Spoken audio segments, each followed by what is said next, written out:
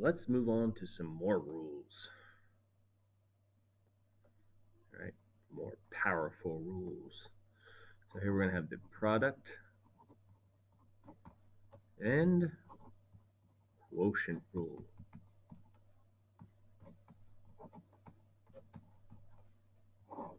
Okay, product and quotient rules. So the product rule first. All right, here is our product rule. So think product rule when you're multiplying. D dx. So what is the derivative of a product? F of x times g of x. Okay.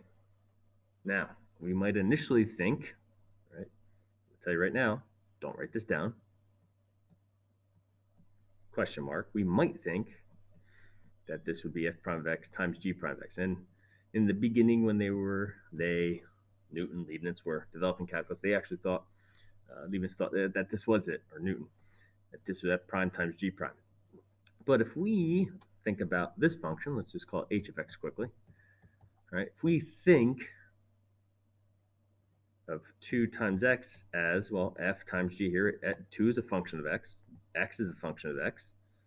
Okay, if we think that this is true, and then we use some stuff that we do know, like for instance, we know that this is a line 2x, so we know that the derivative of this, h prime, right, is going to be 2, right? It's the slope of the line 2x. Okay, that makes sense. However, if we try to apply this and we think that the derivative product is just to take each factor's derivative, in this case 2 is a factor and x is a factor, take the derivative separately and then multiply the results, well, that would lead us to having h prime of x be equal to what? Well, the derivative of 2, which is 0, times the derivative of x, which is 1. In this case, we get 0, which is contradicting, well, what we know the derivative is. Therefore, this can't be true. Okay, so I think that makes sense to think of it that way. And hopefully it makes sense to you. And this is what, kind of would be almost like what we call a little proof by contradiction. If you think something's true, right, and then you get a contradiction, then that obviously means what you think is true is false. Okay, so let's get rid of all this now and this stuff, and that's actually write down the product rule. I mean, it'd be nice if that was the product. Just make our eraser a little bigger, make this quicker. Okay, so if we think that's the product, we find out it's not. But it would have been nice. So here is the product rule. Now, ready? F times g is going to be f prime of x. All right, so we take the derivative of that first factor times g of x, and now plus f of x times g prime of x. And we take the derivative of the second factor, right? So that is our product rule. Okay.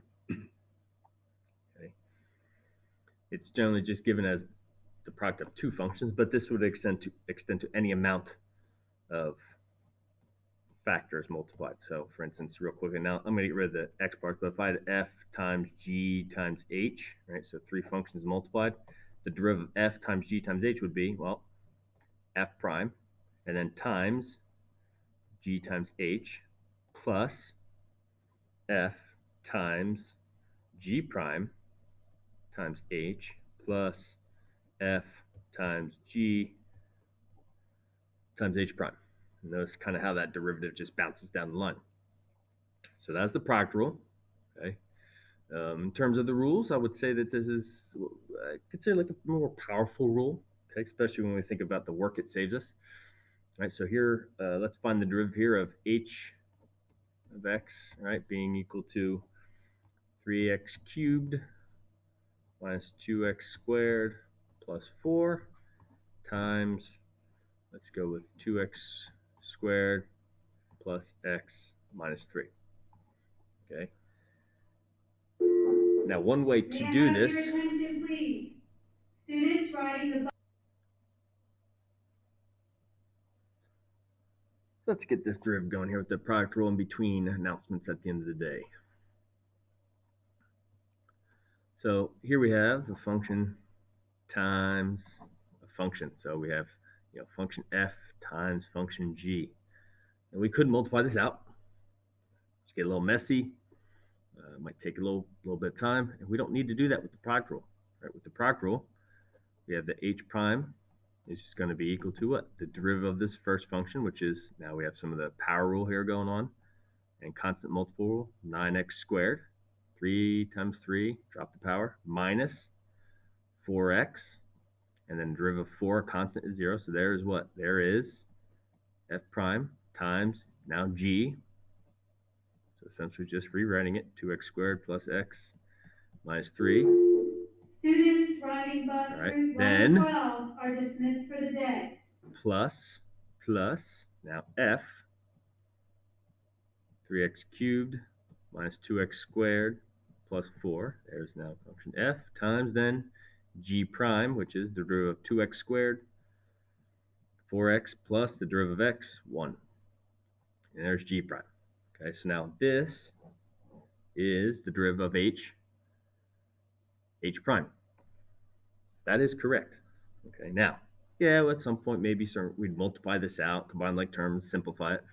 But for now, it's really a matter of the rule, applying the rule correctly to get the derivative. Okay, so there's one. Let's do another one over here. Let's go with, in this case,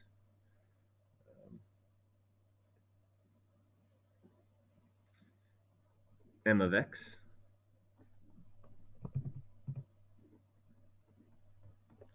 And let's go with m of x is equal to x squared times sine of x. And what is m prime? So here, the previous one we could have done without a product rule. You could have multiplied that together, had this polynomial, and we could have just used the power rule and sum and difference rules. But here's a case where this one, you have to have the product rule to find this derivative. Right? I can't multiply this together and use a power rule. So now it's a matter of necessity here. So the derivative of x squared, right, 2x, then times, keep this the same, sine of x, plus, now x squared times the derivative of sine. The derivative of sine is cosine of x. And then that is the derivative of m of x. Done. Okay, so don't overcomplicate that part there. Pretty straightforward. One more. Let's do n of x equals, let's go x cubed times cosine of x. Okay, so now that would mean n prime of x is equal to the derivative of x cubed, 3x squared times cosine of x, plus x cubed, now careful, times the derivative of cosine of x, negative sine of x. So make sure that's in parentheses. That is the product rule. On to quotient rule.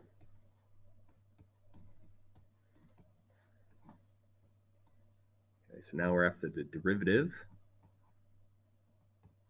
of a quotient.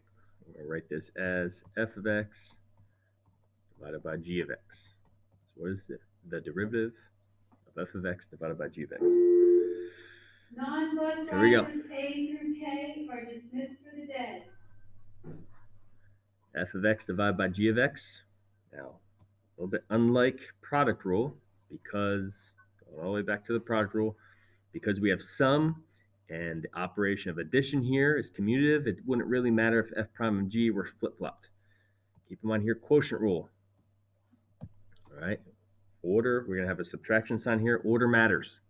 So the quotient rule is f prime of x, right, times g of x. So far, looking like the product rule. Now, here's where it changes, minus f of x times g prime of x, okay? And you would say, oh, that just looks like addition became subtraction. And that would be nice, except all of this is then divided by g of x quantity squared. Right, so that's our quotient rule. All right, f prime g minus f g prime over g squared. Order matters. Don't flip-flop these. You can't take g prime times f over here and f prime times g over here and keep the subtraction in between.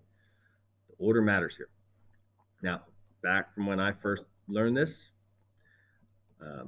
another way you can think about it here is just the derivative of n divided by d for numerator and denominator, where n and d are functions of x. All right, then we would have this would just be n prime d minus n d prime over d squared. Okay, so that's our quotient rule.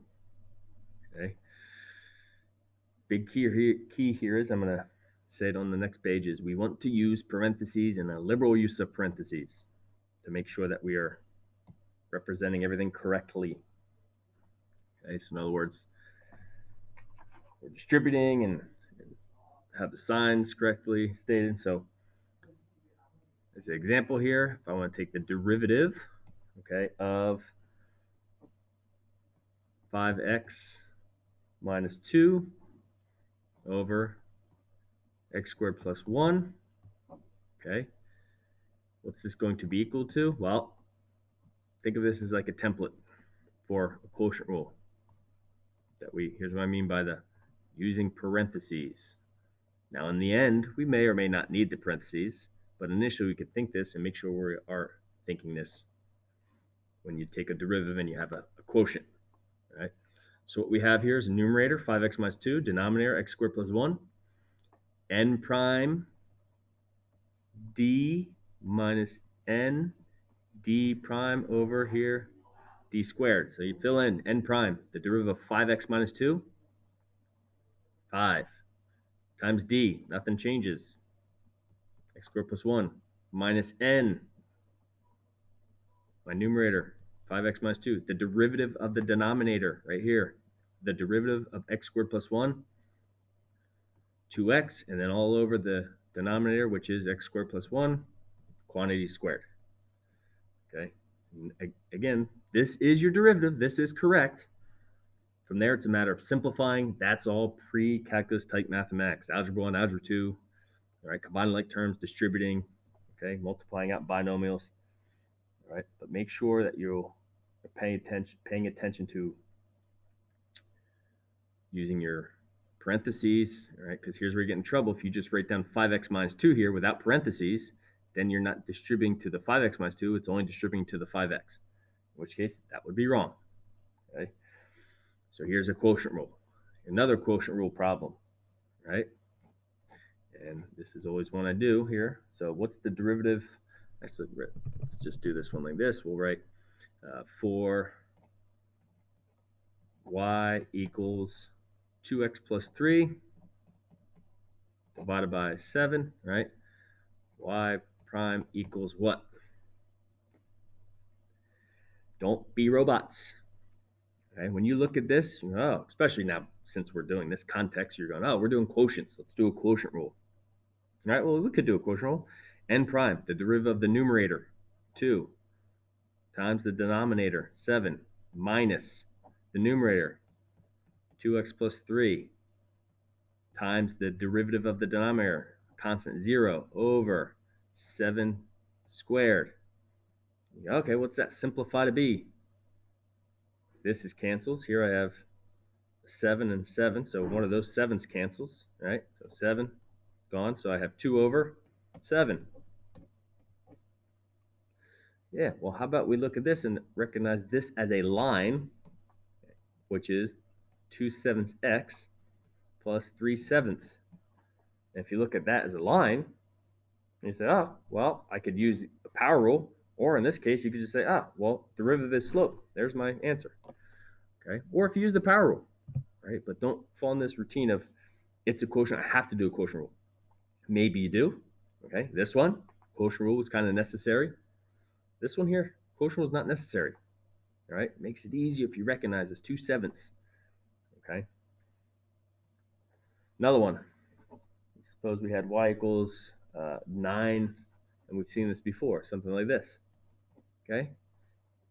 So yeah, that's a quotient, but doesn't mean we should be doing the quotient rule. This is not a quotient rule problem. This is a rewrite as 9/5 x to the negative second, and now do a power rule. Y prime is then negative 18 over 5 x to the negative third. What?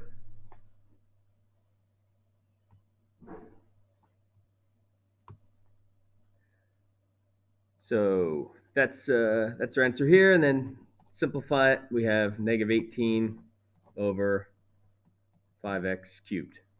Okay, so that's one where initially you look at it's a quotient, but you're not doing a quotient problem. Right? There's times when you have to. Right? Let's get another one here. A couple examples. Just get you thinking. Suppose you had something like x squared plus 2x over sine of x. All right. Now that is a quotient rule problem. We have to use the quotient rule. Don't do this. No. Again, no, no, no, no, no, no. Right? Y prime is not equal to 2x plus 2 over cosine of x. Right? Can't just take the derivative of the numerator, the derivative of the denominator, and divide them. It's not how it works. So don't do it. Okay, that's a no. What we have to do is quotient rule. So we have the numerator. What's the derivative of that? 2x plus 2. There's n prime times d sine of x minus numerator x squared plus 2x times the derivative of sine of x cosine of x, and all of that is over the denominator squared, right? Which when we're squaring sine, we can write it like that. Call it a day. So there's one more example. I'm gonna leave you with this question. Okay. Given y equals tangent of x, y prime equals what? Okay. Equals what? Okay. And make sure you simplify your answer. Okay. So once you give that a go, try to find the derivative of tangent of x. Okay. Keep in mind the context of what this video is about. Okay. Give you a little hint there. So watch this, take notes. All right. And there's going to be more to come. All right. But that's kind of everything you need initially for the quotient rule. Let me know if you have any questions.